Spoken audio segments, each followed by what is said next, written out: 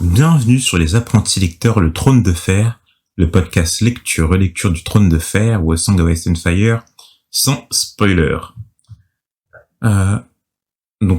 Toujours avec... Alors, quel nom je trouve aujourd'hui?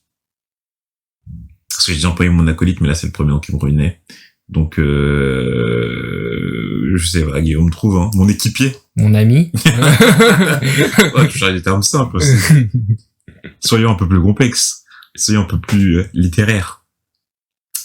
Et donc, on se retrouve aujourd'hui pour le chapitre... alors, quel chapitre?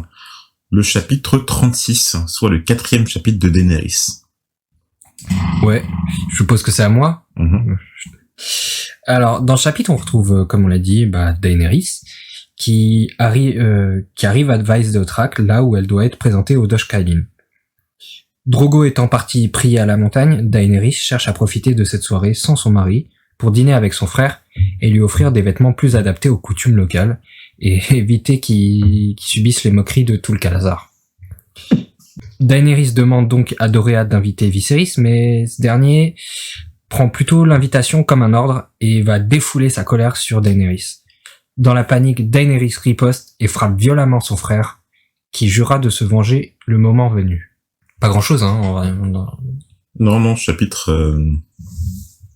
il est pas chiant, mais c'est pas le plus intéressant non plus, quoi. Ouais, je suis d'accord. Tu vois, là, on rentre dans le chapitre de Daenerys. Ouais. C'est le chapitre que je l'avais déjà dit au début de ce podcast, hein, mais c'est le genre de chapitre que j'apprécie pas trop parce que c'est le genre de chapitre qui nous coupe complètement l'histoire de Westeros pour en plus ne pas nous raconter grand-chose, quoi. Pas la meilleure façon de commencer le deuxième tome ouais. de la découpe française.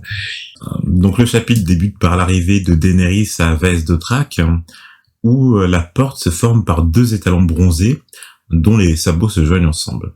Stylé. Ouais, stylé. Surtout dans la série, j'adore le visuel de Vaes Dothrak. Ouais. Je crois qu'il apparaît même dans le Daenerys, le générique stylifié de la série. Oui. Mais visiblement, il n'y a pas de rempart à cette ville, ni de bâtiment. On a ensuite un aperçu de Viserys, à nouveau monté depuis que Daenerys avait ordonné qu'il suive le Khalasar à pied. Il s'était même vu remettre un surnom, le roi Claudican. Ou même le roi Charrier, après être monté dans une carriole, normalement réservée aux faibles personnes, mais Daenerys avait dû utiliser les arts de l'érotisme appris de Doreah, afin que son frère retrouve un cheval à monter. Ah ouais. Donc elle sait déjà comment utiliser... Comment la guerre se mène. Après avoir appris... ouais. Putain, mais la pauvre Doreah, elle paye son cul pour tout et n'importe quoi. Ouais, ça devient une prof quand même, hein, donc c'est un statut un peu plus honorable. Ouais, mais bon... Daenerys, mon frère, il a besoin d'un cheval, y a pas moyen, tu suces. Genre, y a moyen, tu suces. C'est chaud. Après, non, parce que Doreah, en soi, elle fait rien, mais c'est à Daenerys qu'elle apprend comment... Non. Elle dit clairement que pour que son frère récupère un cheval, elle a payé le prix à coup de Doreah. Genre, elle a fait négocier, elle a envoyé Doreah négocier, entre guillemets. Ah ouais, moi, j'ai pas appris comme... Attends, tu peux redire le passage, parce que moi, je l'ai compris comme disant que, justement, elle a appris de Doreah quelques arts de érotisme afin de convaincre Khal Drogo. Ah oui, d'accord, ok. Ah, moi j'avais compris qu'elle a appris de Doreah, j'ai cru que c'était de genre elle envoyait Doreah aller sucer pour Vu Khal Drogo, ça se voit que c'est un homme fidèle. Non, mais pas forcément Khal Drogo, mais n'importe qui avec un peu de pouvoir dans le Khalasar, tu vois. Non, en gros, ouais, d'accord, ok. Daenerys, c'est pour ça que Daenerys elle sait comment faire plier un homme, du coup. Comment obtenir ce qu'elle veut, Ouais. Il y a pas grand chose à rajouter, hein. Non, on va vraiment rien rajouter. Laissez l'œuvre parler. Près de la porte se trouvent de nombreuses statues d'héros et de divinités de populations que les Dothraki avaient pillées au cours de leur histoire, même des contrées de l'ombre au-delà d'Ashai. Alors c'est vrai que comme on n'a pas de carte des sources, tous ces lieux paraissent assez mystérieux parce que quand on peut pas placer un lieu sur une carte, c'est assez compliqué de le situer par définition. Mais c'est vrai que quand on nous balance des noms comme ça, sans carte, c'est assez compliqué, moi je trouve. Ouais, c'est sûr que non, le pire c'est avec les cités libres. Moi Ouais. Où elles sont. Ouais, je suis d'accord. Ça c'est galère. Hein. Ça me fait penser à la série de Netflix, la série qu'a fait Netflix par rapport à The Witcher, où il y avait pas de carte en fait. Ouais. Du coup, on balançait les noms de villes ou de lieux comme ça, mais le Nilfgaard et tout. Voilà. On sait qu'il y avait justement une guerre entre Nilfgaard et je sais plus quel autre royaume. Ouais, j'ai oublié. J'ai un trou. Bref. Ça fait longtemps que j'ai pas joué au jeu. Et le problème, c'est que quand tu peux pas situer sur les cartes où ça se trouve, quelle est la superficie, etc. Ouais, tu sais même pas. Ouais, les rapports de force, t'as du mal à. Ouais, je vois. Et donc, moi, c'est un peu ce qui m'a fait lâcher The Witcher parce que, bref. Et alors que justement, dans le Trône de Fer, ce qui est bien, enfin, dans Game of Thrones plutôt, ce qui est bien, c'est que la carte, elle était visible, dès le générique, en fait. Dès le générique, ouais. Donc non, ça c'était bien. Franchement, c'était intelligent. Franchement, c'est l'un des génériques les plus intelligents, entre guillemets. C'est peut-être pas je dis pas que c'est le meilleur, mais c'est celui qui est le plus mémorable, on s'en souvient, et deux, pratique. Enfin, il a double fonction. Il est iconique et en même temps, il est pratique. Mais après, bon, c'est peut-être pas le plus stylé de tous. Mais... Après, bon, même dans le générique de Game of Thrones, il montrait pas où étaient les contrées de l'ombre et Asshai, hein. Sachant qu'on en parle aussi dans la série. Donc, on l'évoque à quelques fois, mais mais on voyait quand même Mérine et tout. Oui, après on voyait un peu des sauces, mais là, on voyait pas tout. On a que le premier tome, donc on a que les cartes du premier tome. Après, ça se trouve que Mérine va apparaître sur les cartes qu'on aurait dans les tomes d'après. Mais même dès maintenant, alors je comprends bien, c'est peut-être pour pas nous inonder de cartes dès le début, ou par choix scénaristique, mais bon, c'est vrai que citer des noms comme ça, Asshai, les contrées de l'ombre, sans savoir les placer, on sait que ça se situe loin. Après, à la limite, c'est censé être un lieu un peu mystérieux, parce que Asshai, contrées de l'ombre, ça fait très mystérieux, mais rien que Myr, rien que Lys, rien que les îles d'été, rien que machin, non, c'est relou, là, c'est relou, tu vois. Daenerys et Viserys se disputent encore une fois à propos des Dothraki, que Viserys qualifie de sauvages, de la lenteur du marché qu'il a conclu, car, avant tout, on devait présenter Daenerys au Dosh Rally. Jorah Mormont et Illyrio Mopatis avaient prévenu Viserys d'attendre à Pentos, mais le jeune dragon n'avait rien voulu savoir. Pour Khal Drogo, ce n'est pas un marché, mais un échange de cadeaux. Le sien viendra en temps voulu. Ouais, donc Viserys c'est un peu victime là. Ouais, là ça sent la carotte là. Ouais. Là, on a vraiment l'impression qu'il se fait carotte. Non mais je comprends bien que c'est un cadeau dans du cal et tout, je sais pas quoi, mais même en sachant que c'est un cadeau. On dirait un peu t'as payé le mec sur le bon coin mais il t'a pas envoyé le colis, tu vois. Genre en mode t'inquiète, t'inquiète, je vais t'envoyer le colis, t'inquiète. C'est la poste, c'était fermé, la poste a été fermée. Moi, ça m'avait plus pensé à un truc comme, tu sais, typiquement, les gens qui veulent pas payer des graphistes sur le net, qui disent oui, je vais te payer en visibilité, t'inquiète pas. Ouais, t'inquiète pas, ouais, fais-moi mon logo et tout, je te payerai en visibilité. Vas-y, je vais faire une story je vais te faire une story Insta avec le nom de ton resto, fais-moi bouffer. Daenerys demande alors à Jorah Mormont si les 10 000 Dothraki promis à Viserys seraient suffisants à reconquérir les 7 couronnes. Le chevalier en exil lui répond que c'est possible, car les Dothraki sont des guerriers, car les Dothraki sont montés à cheval et ne connaissent pas la peur. Et ils sont nombreux. On le rappelle, 40 000 Dothraki dans le Khalasar de Khal Drogo. Et en fait, c'est seulement 40 000 dans le Khalasar de Khal Drogo. C'est-à-dire que, imaginons qu'on réunit tous les Khalasar ensemble, devrait y avoir un paquet de guerriers. Ouais. Déjà que, rien que Khal Drogo, il possède, un stade de France, limite. Je sais pas combien, j'ai oublié combien c'est. C'était 100 000. 100 000, ah ouais, non. Bah si, le stade de France, c'est 70, 80 000, quelque chose comme ça. Ouais. Mais oui. Bon, il a 2 Bercy, deux bons Bercy. deux bons Bercy. Mais après, bon, sur les 100 000, il y en a que 40 000 qui savent se battre. Hein. Ouais. Le seul problème est que les Dothraki ne sont pas des guerriers de siège, à moins qu'à Westeros, on soit assez stupide pour leur livrer bataille à terrain découvert, ils ne prendraient aucun château. Donc ouais, bon, on comprend que c'est un problème vu que Westeros c'est les maisons des forteresses. Donc Ouais. il suffit juste qu'on leur fasse un siège et puis là ça serait très compliqué pour les Dothraki. Ouais, c'est clair. C'est clair.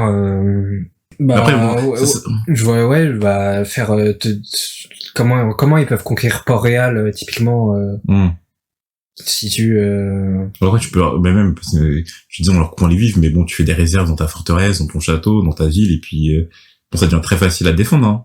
T'as juste à mettre des catapultes au-dessus de ta forteresse. ouais, sans armes de siège, bah typiquement, ouais, ils ont pas d'armes de siège. Et puis même après eux ils doivent se nourrir pendant leur siège, c'est compliqué, ils connaissent pas leur territoire. Ouais, c'est sûr que il faut des lignes de ravitaillement clairement. Enfin, tu vas pas nourrir 40 000 personnes à la chasse quoi. Ouais. Le Khalasar traverse alors le marché de l'Ouest et arrive enfin à Vaes Dothrak où Daenerys découvre l'architecture particulière de la ville, édifiée par les différents esclaves que les Dothraki ont ramenés de leur pillage. Donc dans le chapitre, on découvre qu'il y a en fait un marché de l'Ouest, donc d'où viennent sûrement tout ce qui vient de l'Ouest en fait de Vaes Dothrak, donc des 7 couronnes, de Westeros et puis rien que tout le reste des. Ouais, mais après on sait pas si les cités libres. C'est les cités libres en tout cas par lesquels ils sont passés. Ils sont passés par. Pentos, ouais. Et après ils ont contourné je sais plus quoi, mais.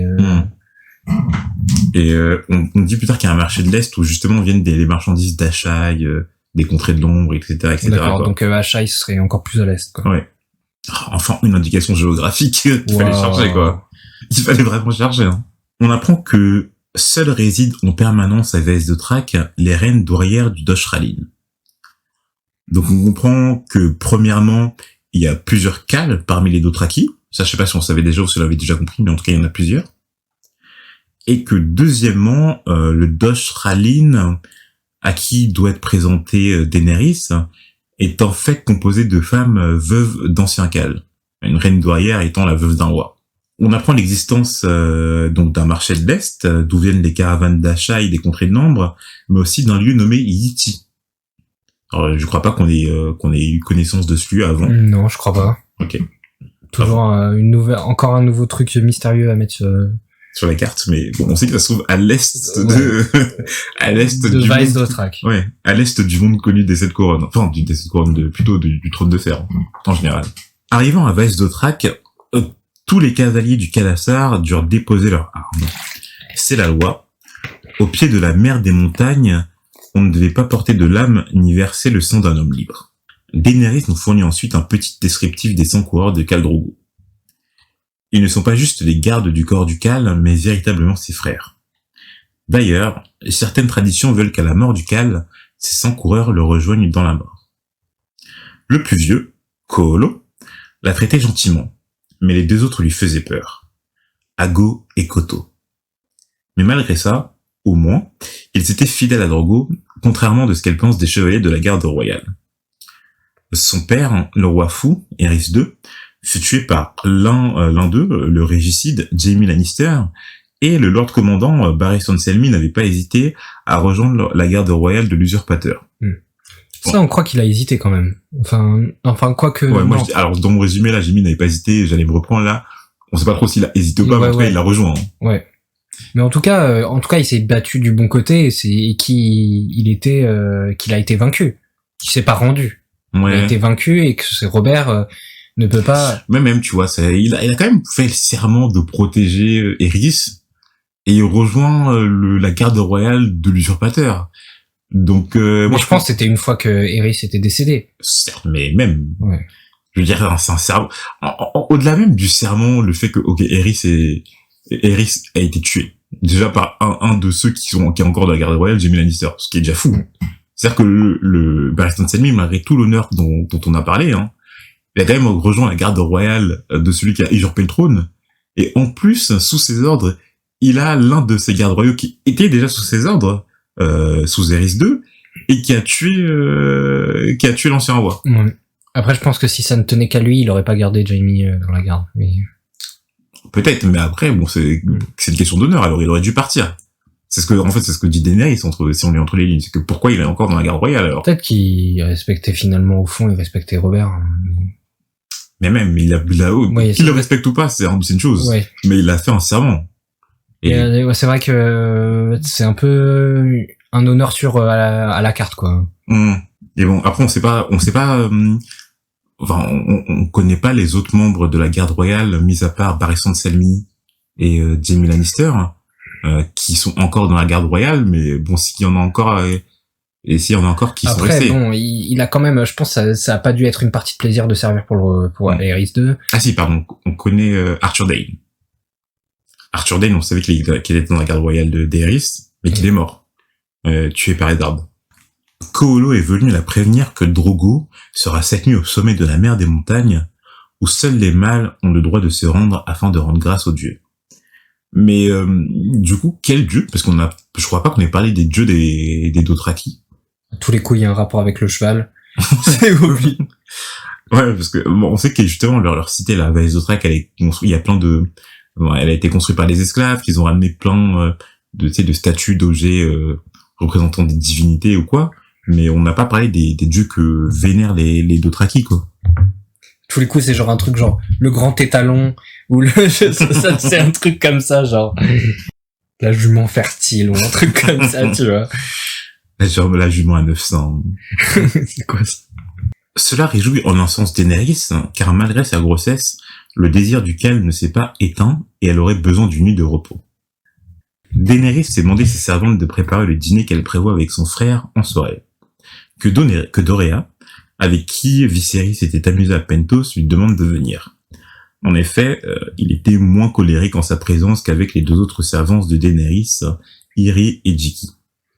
Vous allez chercher de la viande, tout sauf du cheval, que Viserys déteste, mais surtout que elle, Daenerys, prépare le cadeau qu'elle lui a concocté, de nouveaux habits qui le rendraient, pense-t-elle, plus respectable aux yeux des Dothraki.